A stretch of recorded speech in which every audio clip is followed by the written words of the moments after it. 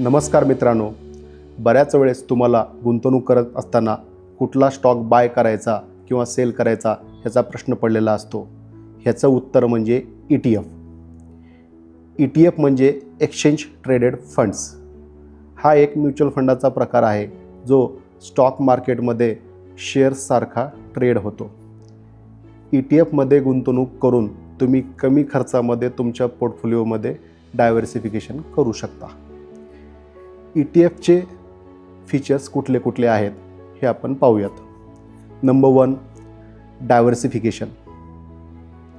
ह्यामध्ये एकाच वेळी अनेक स्टॉक किंवा बॉन्ड्समध्ये तुम्ही गुंतवणूक करून तुमचं पोर्टफोलिओ डायव्हर्सिफाय करू शकता. Number 2, liquidity.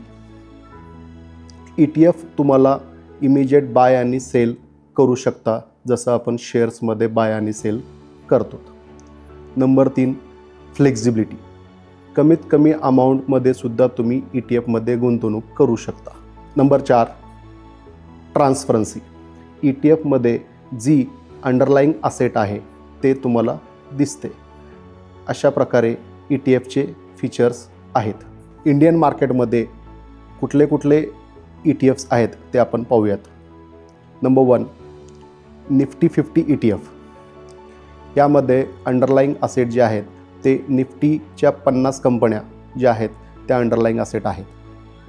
Sensex ETF, BSE Sensex यामधील 30 कंपन्याचे स्टॉक जे आहेत यामध्ये अंडरलाईंग असेट आहेत. Number 3, gold ETF. यामध्ये फिजिकल गोल्ड हे अंडरलाईंग असेट आहेत. आणि number 4, Nifty IT ETF.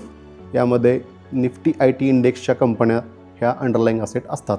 ETF संदर्भात अधिक माहिती जाणून घेण्यासाठी तुम्ही टीम अर्थसेतूशी संपर्क साधू शकता. धन्यवाद.